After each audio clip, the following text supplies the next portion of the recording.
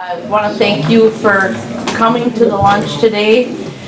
We had, Tom Emmer was supposed to join us, but he's unable to make it or backed out at the last minute. And we had a lot of candidates that weren't able to show up today. So unfortunately, we're not getting the full representation that we hoped. So I apologize for that. But we'll start with introducing ourselves so everybody can get to know each other. We'll start with you, Amy, go around the room, and then we'll bring up, we've got a few different things besides the candidate forum happening today too, so we'll get to those after the introductions. Amy Brickwig with Branding Transportation, also a board member. Kathleen Stanger from RFIG Communications. Ken Raschke, private citizen. Eric Crescent, interested citizen. Peter Mergen, Gabriel Media, Home of Family Buildings, Spirit 929 and KS 1180. Candace Day, Verizon, Cold Spring. Jerry Ryder, Granite Community Bank. Rita Hammond, Creative Steve's Travel, and also the Cold Spring Area Historical Society. Drew Raskin, Granite Community Bank. Brad Winfeld, Claire Insurance. Jim Mine, Granite Community Bank and Chamber Board Member. Bob DeWitt, Granite Community Bank. Chris Sauer, Granite House. Barry Boyd, Record Middle School. Dave Lyman, City Council candidate. Peter Clement, City Council candidate.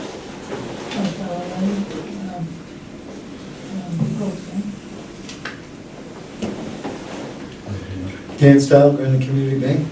I hesitated because I'm sitting here wondering how I should introduce myself because we have citizens from Cold Spring. I would say Gary Tyson Cold Spring, but Cold Spring Granite DBA Cold Spring. Not really. Renee Hamish, Cold Spring Granite. I won't be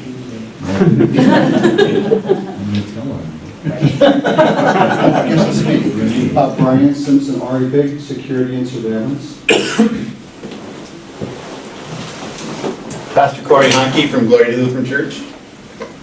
Karen Willenbrain, Cold Spring Bakery. Lynn Sherman, Cold Spring Bakery, and today, Rocori School Board. Ordine Peterson, River Life Church. Scott Staska, Rocori Schools, and a Chamber Board member. Stacy Coral from Gabriel Media, also Spirit 92.9 and KS 1180 AM. I'm Megan McClure with McClure Insurance Agency, Chamber Board member, and in charge of planning these luncheons.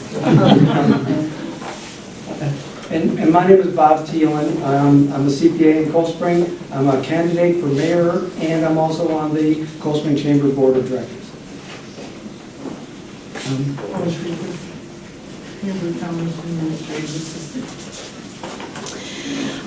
First, we're going to let Gary Tyson wants to take a couple minutes to say something, so we'll start with you, Gary. Sure, and then, I hadn't planned on doing this, so bear with me. A couple of months ago, John Mackey, our president, and I got together and we started talking about workplace violence.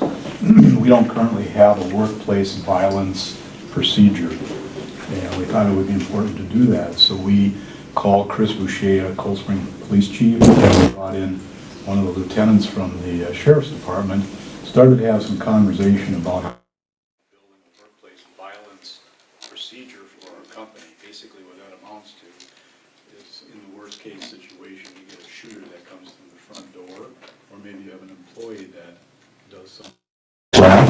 And then if that happens, how as a company do you react? What do you do with your people? Who goes where? The whole thing. And so we had an initial meeting, and from that we decided to have a second meeting. We brought in Scott with the school, and we brought in some folks from Golden Plum and Third Street Brewery, thinking about them having people as well. And from that we decided to go forward and start working on a workplace violence program for any business, Richmond, Rockville, Cold Spring. I mean, it can even be other places, but we're kind of using the three communities. Any business is certainly welcome to attend, to be part of this committee, and we're going to take the lead from Scott and the plan that they've been working on for the school as the foundation, and build upon that with the goal that the businesses who participate will have the same plan. And the important thing is, if you ever run into this and have to dial 911 and say we've got an active shooter, law enforcement is really hoping that they have a better idea of what they're coming up to, that they might know where your employees are going to be, who's in charge of what. A lot of different things where it can help them tremendously calm the situation down and contain the active shooter without other people becoming injured or killed. So Scott's assistant, is it Barb Fuchs? Yep. Yep, she sent out an email and now has confirmed the date. It's October 28th at 9 a.m. at Ricori. And that will be the first official meeting of whatever businesses are interested in participating, along with Scott and the school and Stearns County Sheriff and Cold Spring Police.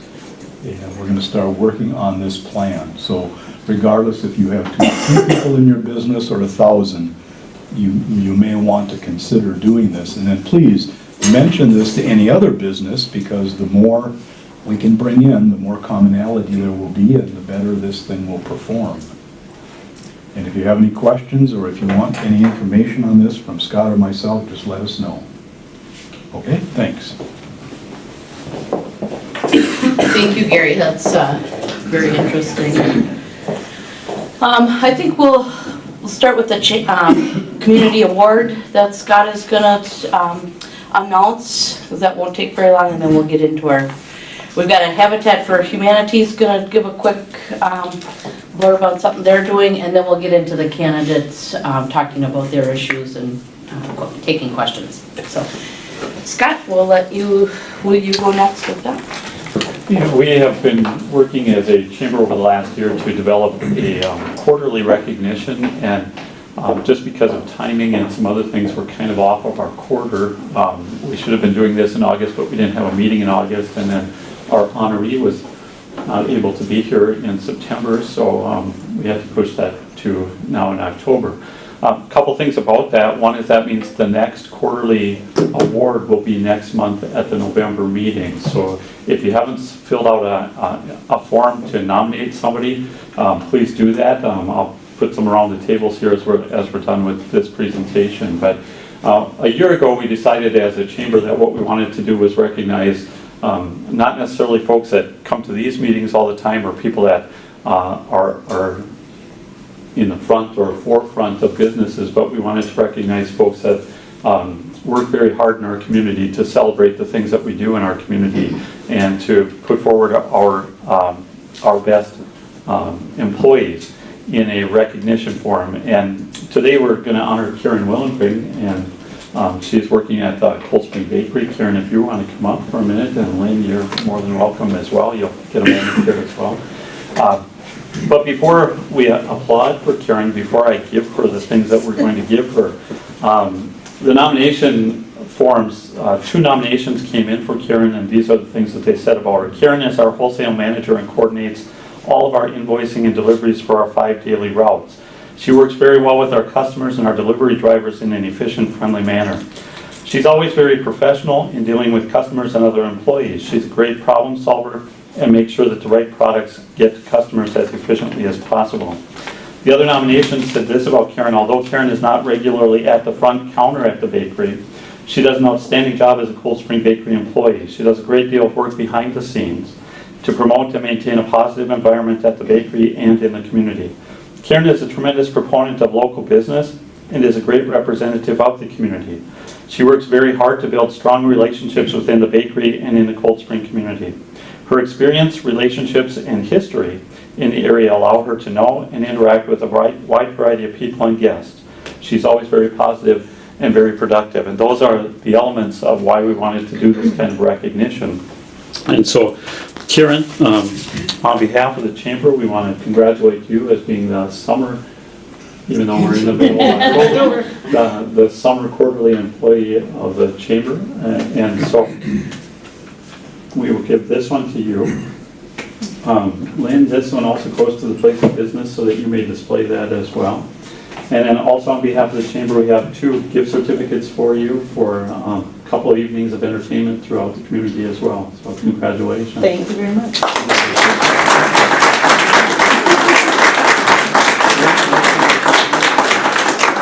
Well, we did describe Karen quite well in the, in what was said, but Karen does a really great job of keeping things running smoothly at the bakery.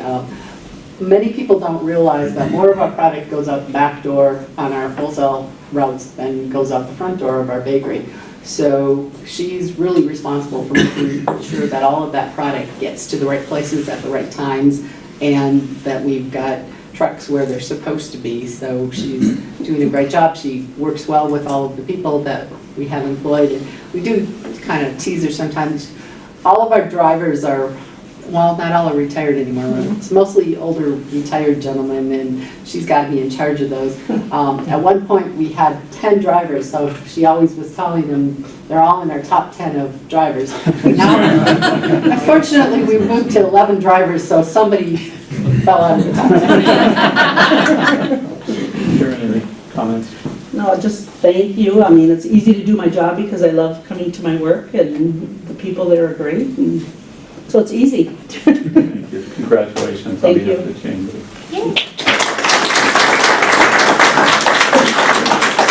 And there are nomination forms. I'll bring those around to the table. Again, we do need nominees for the next order.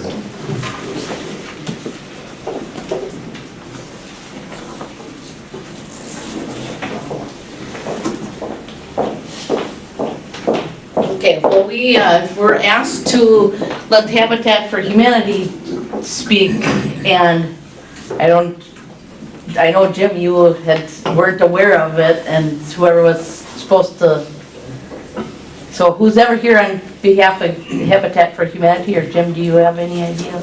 I will say a few things and hopefully I'll come up front also. Okay. Right after you're done, we'll let the candidates come up, we'll introduce them, and start the questions with the candidates.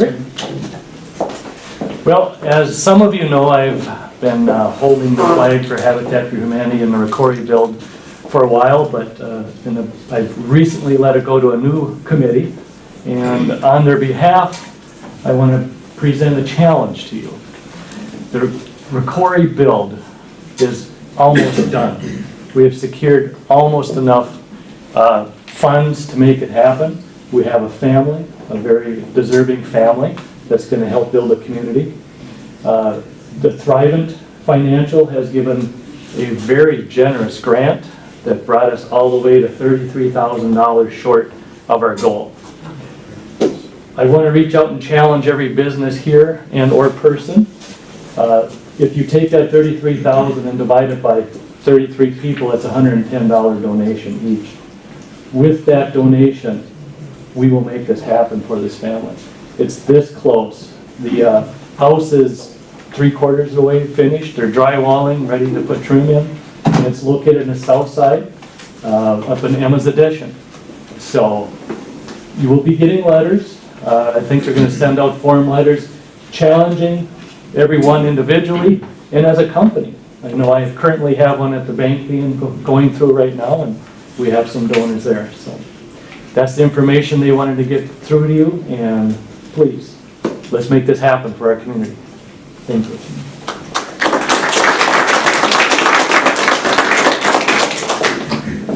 Thank you, Jim, for stepping in on and on.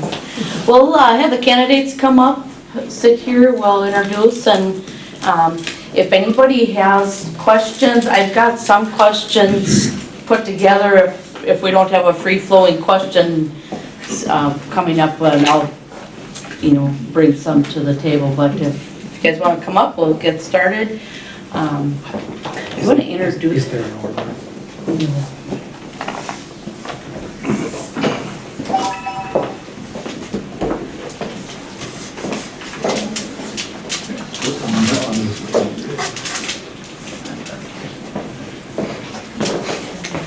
Well, I want to thank you guys for taking the time out of your busy schedule to come here today to talk with us. And I'm going to let you guys introduce yourselves, because Regina, you're the only one that I had gotten the blurb on. So if you guys want to introduce yourselves, how you got into politics, and then we'll open it up to questions. Take it from there.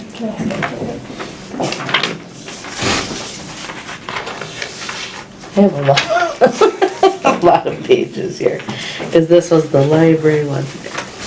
And if you want me to. Okay, nope, that's good.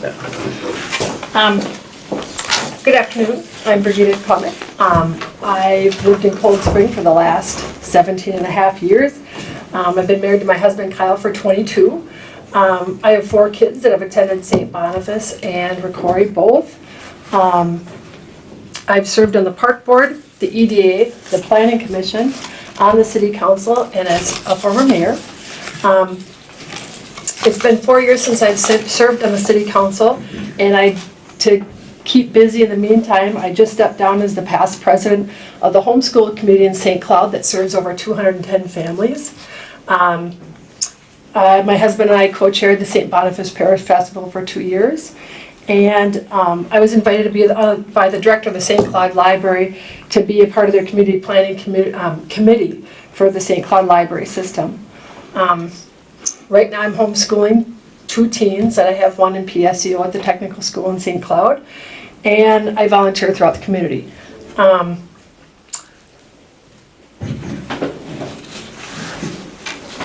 I don't live in Cold Spring because I was born here. I live in Cold Spring because I choose to live here. And I really believe in the community, and I really believe in the people that live here. And I even believe in our community so much that when my parents sold their farm recently and were trying to decide between my 4 sisters where they wanted to live, I convinced them Cold Spring was the very best community for them. And they actually relocated here. So I'm even bringing new residents to the community to help improve the tax base. So that's what I have to say. Well, I'm Dave Heinen. I was born and raised north of Cold Spring.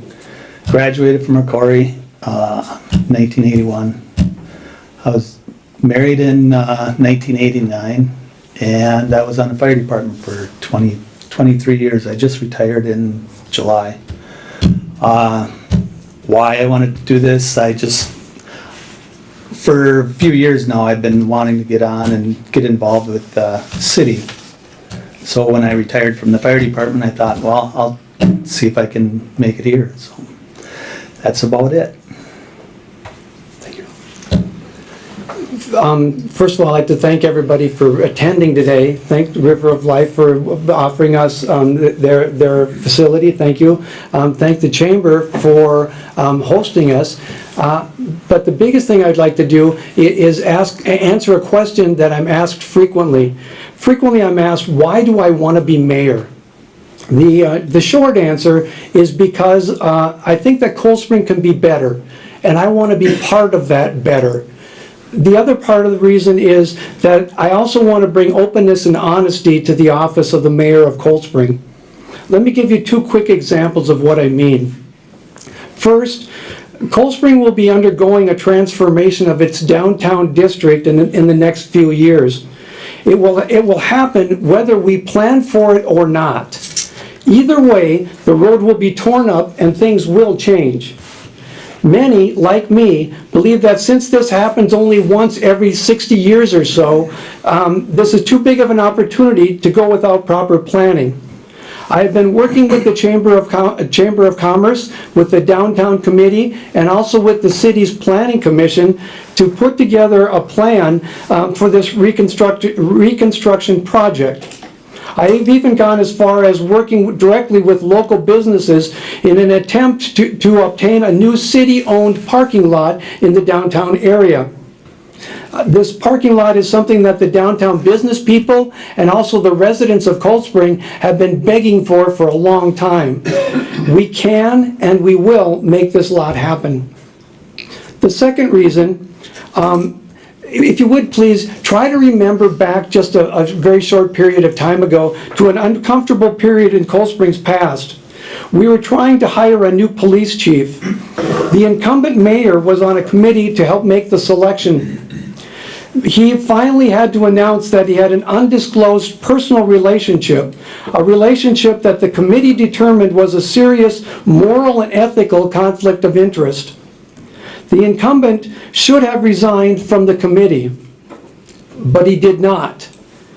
Then, at a city council meeting, he would not answer direct questions about this conflict of interest or about the need for his resignation.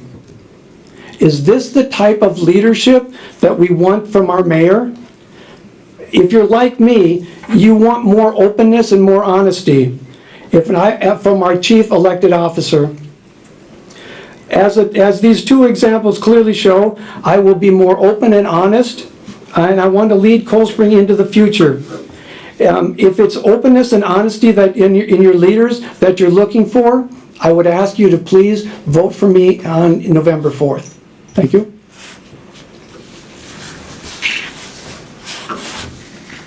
Does anybody take questions? Yeah, go ahead.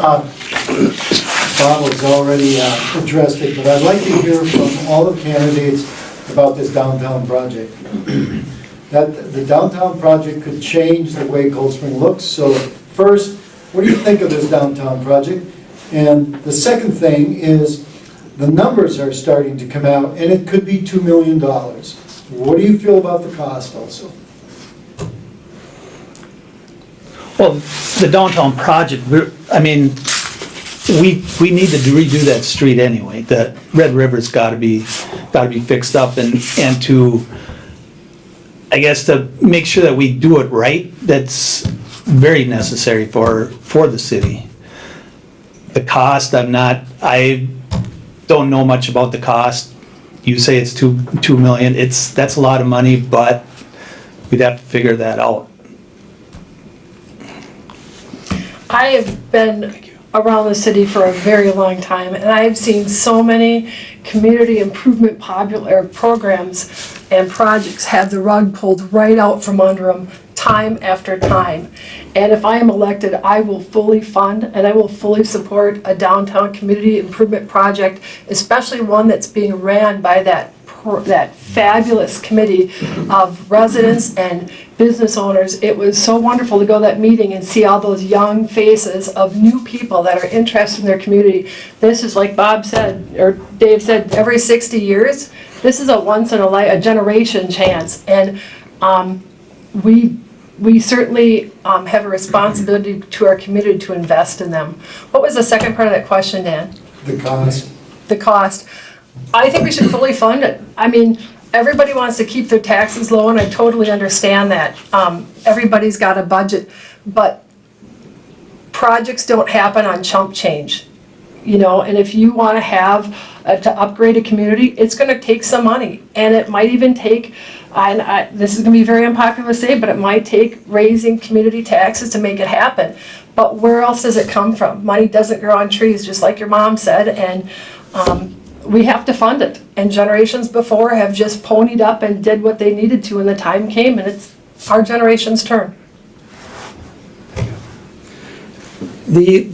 What the question is getting at is Main Street and also Red River Avenue are going to be completely rebuilt. They're both county roads, and so therefore this Stearns County will have a large input as to what exactly is going to be done.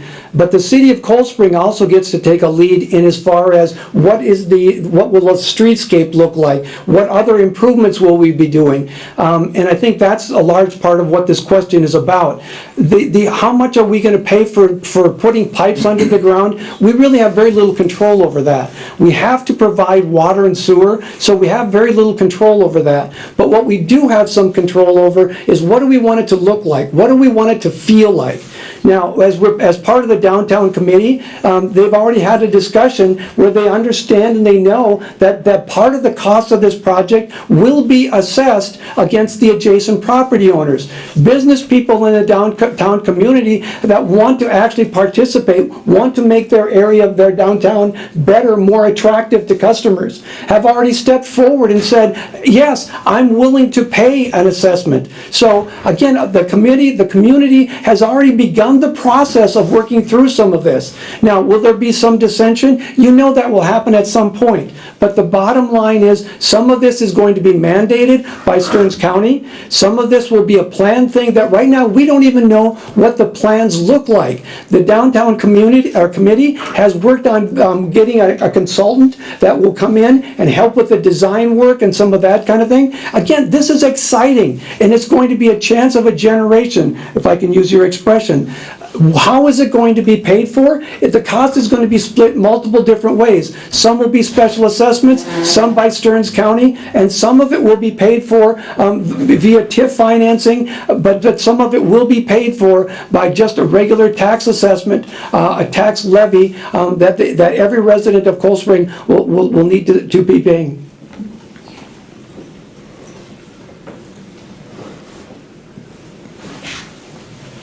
I'll have, the Friends of the Library brought a question to the table, so this is from Brenda of the library. You want to each answer this. Where and how do you foresee the library expansion? The City Council, with the approval of matching donation funds at one point, felt it necessary to expand our tiny library. What do you believe the city's next move will be? I'm going to like to go first, Bob. Thank you. Again, one of the things that having been on the city council now for the last however many years it's been, I've been actively involved in the library issue, and we've tried a whole lot of different things to try to find a new home. We've tried, thanks to the school district's efforts, we've tried to find a home for the library in the district education facility. We've tried a number of different things, but we have not yet come up with a good home. Will we find that home? Yes, we will. How big will that home be? And where will it be located exactly? I cannot tell you. But one of the things that I will tell you for sure is, if elected, one of the things that I want to do is I want to begin having conversation with the community and get the community to buy in to what it is they're willing to pay for, what it is they want to see. One of the arguments you'll hear frequently is libraries are dying. If you talk to Great River and a number of other places, they'll tell you libraries are not dying. They may be evolving. There may be less need for paper books, but people are still using libraries today, perhaps more than ever. So maybe we need to change the way we look at libraries, but the library itself is not dead. So we need to have a dialogue. We need to find out, how do we want our library to look, and then once we figure out what we want it to look like, then we can find a place for it and how to fund it. I know you're looking at me. I'm not real involved in that part of it right at all, but once I get on, I mean, that discussion will come up. I know it will. It's been a topic for a couple of years now, I believe, and it will come up, and we will have to figure that out. I know they've been wanting a bigger place. It is a small place for the library, but something that will have to be figured out. Thank you. I think we need to ignite a discussion about the library. This council, including Bob, has had a chance to do something about the library for a very long time. And in my 15 years of service to the committee, I have never seen such a long-suffering, dedicated group other than the Friends of the Library. They have hung in there through bad treatment from the council, through neglect, through arguments and debates. And those folks are still volunteering. I've never seen such a dedicated group. So first of all, my hat's off to Friends of the Library. But it's a shame that a city has such an activist group that's actively wanting to write grants, scout locations, offering proposals, raising money in beer fests and book sales to make studies that are eventually shelved. And just totally ignored, and I think very much disrespected. I think that they've been unfairly maligned, and they have such a talented group of people that are grant writers, that are community residents, that are library specialists, that know what our needs are, community. They're in there talking to it. Most of you, I don't know if you realize, Cold Spring is an extremely literate community. Out of the entire Great River Regional System, Cold Spring has the third highest number of lens, only behind the St. Cloud Library itself, the main building, and the city of Buffalo. Cold Spring is number 3. We have an exceptionally literate community, and for us to neglect a library that is so widely used and necessary, and libraries are evolving. I think that's a shame that we don't take advantage of the gifts and the time and the fundraising that this committee is willing to do, and we don't have a library project already.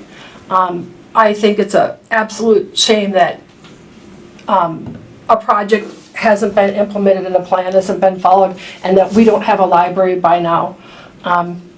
I think that's something that needs to happen. It's not, as time goes by, a library isn't going to get any cheaper. It's just going to get more expensive. And when we live in a city that's surrounded by a township, and Rockville also, grantors want to grant applications that serve more than one city, and Cold Spring certainly meets that threshold. And we know there's lots of grants out there, more grants for new buildings than for used. However, we have, dead load is the issue, is a building that's out there able to hold the weight of the books. We have some existing buildings that do, that we need to look at, and we also can't shut the door to a new library, which several people on the council currently say no to because it might cost us a few bucks. Again, it's investment in your community. Cities like Sartell are clamoring for a library. And St. Cloud Library System has money set aside for us for years that we have just refused to do something about. And either we get the money or it goes away. It's our choice, and I don't think we can afford to let that money slip away to another community. So that's my answer to the library question. Can I make another comment on that? Okay. With regards to some of the comments that were made, the current library is roughly 1,600 square feet. The last proposal that we received from the library board is they wanted 7,000 to 9,000 square feet of dedicated space. I agree that we have a very busy library, and I agree that the 1,600 square feet is probably too small. But I don't know that 9,000 square feet is going from 1,600 to 9,000 square feet. I'm not sure that that's the right answer. So what I'm proposing is, let's talk about it. And if there really is a study that the Great River can show us that where they come up with a size and an approach that seems to make more sense for the city of Cold Spring, I think we should embrace it. But until we have a procedure, a proposal that seems to be more reasonable than 9,000 from 1,600, I just don't know that the city of Cold Spring is ready and willing to pay for that big of a step. And I don't know if 9,000 square feet, Bob, is the magic number. I don't have a magic number. I just think that we need to embrace this committee. We need to utilize what they have to offer, and we got to stop treating them like the ugly stepchild, because that's how the council has kind of treated them up to this point, and eventually they're going to get tired and they're not going to want to help, which is going to be a crying shame, because there's so much talent that we can utilize, and cities rarely have a committee that's that committed, that sticks by an issue and works on it for years and years and years at a time. And this committee has been working on this, trying to get a library project through for over 4 years, more closer to 5. I think that's just, it's a crying shame, because it shouldn't have had to happen. If the council was willing to work with the Friends of the Library, we could have already had a project by now. And I don't think it's lack of being willing to work on the behalf of the Friends. I certainly think it's the council. And I think a lot of it has to do with money. Some members say that, well, I'm not going to do a library if it's going to cost us $1 in taxes. Well, I'm sorry. Libraries are like roads and bridges and school districts. They cost money. They just do. So to say that we're going to build a new library and not pay for it, I think is a slight to the community. So, we have another question here. Yes, I have a question. Money, of course, is always important, But I do believe there is a significant amount of money that has already been raised by Friends of the Library and others. And I don't know the figure. Do you people know the figure that is available? I know the city council has spent a significant amount doing a study for what is an appropriate library building, which was rejected, I believe. What is the amount of money already raised that's in an account someplace? I don't have those numbers. I don't know that either. It used to be $10,000. A study was commissioned that the council approved. The Friends of the Library paid half of the money that they'd raised. I think they had like $10,000 at that time they used for a study. And then the rug was pulled under them and the study was shelved. So Those funds, I believe, were from the Friends of the Library funds. yes, they were. Yes, they were. I've heard, I don't know, it approaches 200,000, 180, 175, I don't know, but it's a significant number. I believe it's 160,000 For, that they have for this project. Okay. That's significant. Oh, that's big. It's, yeah, like Bob said here, 9,000 square feet is probably way more than Cold Spring needs. So what we gotta do is we gotta sit down and figure out a happy medium, and that would get us a lot closer to the 160 or 180 or whatever that is. I think we need a planned space where they have so much room now with planned growth. Because once the city does something, they don't do it again. So to sit there and say, we're gonna give you 3,000 feet because you're only at 1,000 feet now, I think that that's crazy. I think that we have to look at future growth. Once this project starts, we gotta be looking to the future. And maybe it's a building where they use part of it now and they're guaranteed in 7 years, they get so much more space. And it's planned that way and it'll actually happen when they hit a trigger or a threshold. But, the way the city works right now, and I've been around it for a long time, it's gonna be done once and done. So can you blame the library folks for wanting to grab as much space as they can now so they have room to grow in the future without having to go through this fight again? I can see them, they want, they want the big part, and the city doesn't want to pay for that. So you're gonna come up with a happy medium at some point, but you still gotta talk to them and try to negotiate that happy medium. And make sure that there's enough room, like she said, for expansion. You can't put them in a place that's, like, they got 1,600 square feet now and they need 3,000, so we're gonna give them 3,000. Well, 10 years down the road, they need 5,000. Well, we could have given them 5,000 for a lot less. Or have enough so that they have room to expand at some point.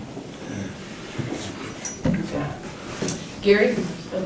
I was involved a little bit with the library project quite a while ago and have not been recently. But I guess I've continued to wonder why the city would not consider very seriously purchasing the First National Bank building. And I'd also heard that, and I don't know if this is totally accurate or not, but that the Friends of the Library for a period of time had considered that, but then in order to do it, they were planning to do improvements of about $600,000 to the building, which would bring the total cost to about $800,000.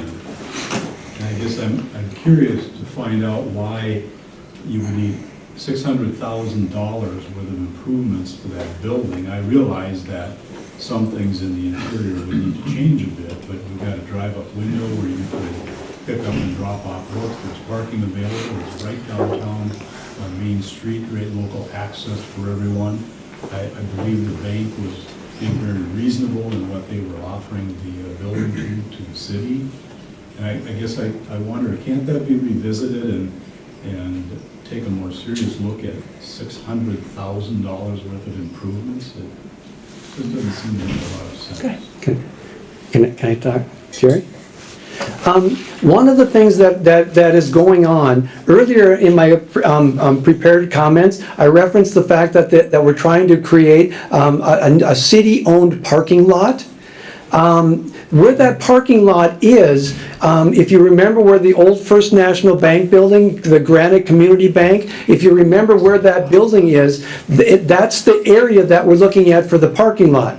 As part of that deal, we are right now in the process of considering purchasing exactly what you have just mentioned, Gary. We're in the process of having that discussion. In fact I believe it's this coming Monday, the EDA is going to have it on their agenda for that discussion. So those conversations are being had on behalf of the city of Cold Spring. As far as the $600,000 for remodeling costs, again, that is something that I don't know those numbers. I don't know how that is. What I can control, what I do have input about, has to do with the city purchasing of this piece of land. And I've been very vocal about moving that project ahead and getting that done. So will the city move ahead? Will they consider buying that building? Again, I've not shied away from that.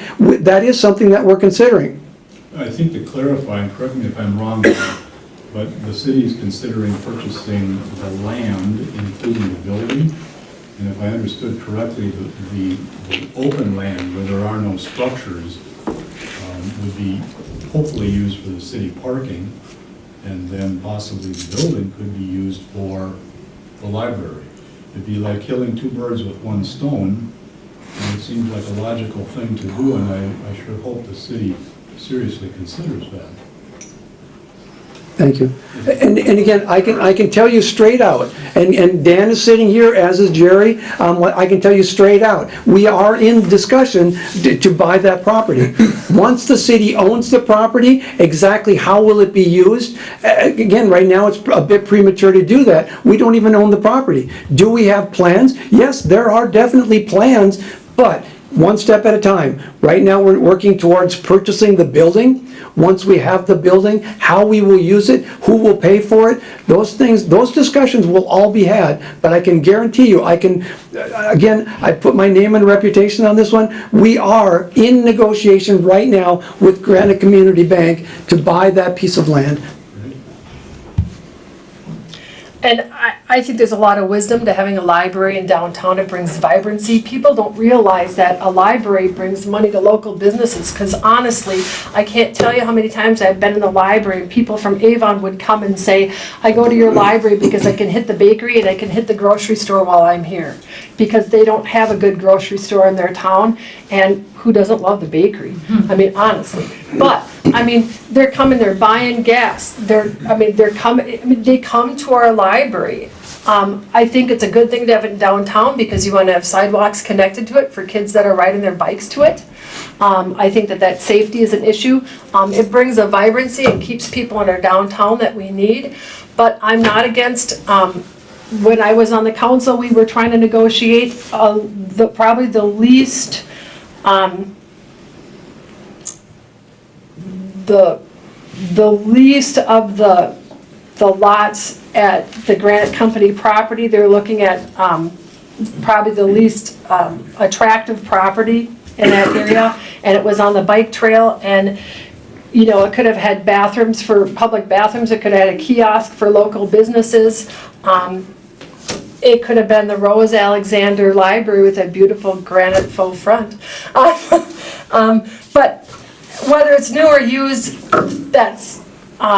that comes down to economics, frankly. And it has to come down with the usability. You gotta have dead load space, which basically is a building that can handle the weight of the books, because they are heavy, which the Granite building, I believe, has. But you also have to have something that is expansion. You gotta have, I can see if we have it at the bank building, there's gonna need to be an elevator, which is a major expense, because it's gotta be handicap accessible. None of those things are insurmountable, as far as I know, but I guess I've never been in that particular building, because the bank still occupied it when I was on the council, and I was going around and we were actively looking at buildings in the community. But nothing should be ruled out if it can hold a dead load. It's centrally located, and you know, it's something that's feasible. as long as it's feasible. Any other questions? Is it time? We've got about 10 minutes left. There's one other question that was proposed. We won't take just a quick answer, and maybe another question is, what do you see that the most pertinent issue that's facing the city today, and what's your goals to rectify that? What you feel is the biggest issue facing the city, and if it's obviously the library is a hot topic, the downtown development. So since we kind of went over that significantly, you could state that, but if there's another, and because another one of a couple questions had to do with the police chief and the Wakefield Township not having those services anymore. Subject. Want me to go? Please. Okay. I believe right now, I would say it would have to be Wakefield Township. We need to get our relationship back with them again. We had a good relationship going, I think, for a while. It seemed that way. And with this police chief thing, it kind of went bad. And we got to get our police protection back in Wakefield Township. That's, I think, one of the biggest things we got to do right now. That's it. Thank you. Good, Bob. This is multifaceted, so I'll try to keep each of the pieces brief. But in my opinion, the single biggest issue is the openness and honesty of a particular office holder right now. We all know that the police chief was going to retire. But the timing of it was hastened by certain actions. We also know that the selection committee had a very difficult job. But because of certain actions, again, the perception of how that turned out may not have been as favorable as it might have been.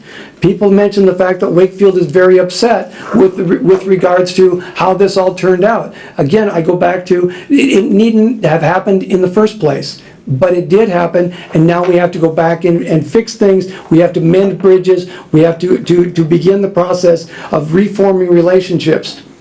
I agree, Wakefield is a huge issue, and we have to do it. The city of Richmond has a contract with us as well. The city of Rockville has contracts with us as well. We are not an island. We need to begin building relationships with those constituent groups around us, with the school district, with the different churches. We need to start working more actively with building better relationships. And the library is just one of the example of that. There are just several different topics that we could go into. Again, we need to begin the process of building trust, building relationships, and being more open and honest. I guess I hear that coming from a current councilman who was part of the ham-fisted handling of the police chief debacle. I mean, there's no other way to describe it. I worked really hard when I was in the council as the mayor to develop a working relationship with a township that had been dysfunctional up to that point. And I was so proud of the council when you got together with those townships and you had that hiring committee.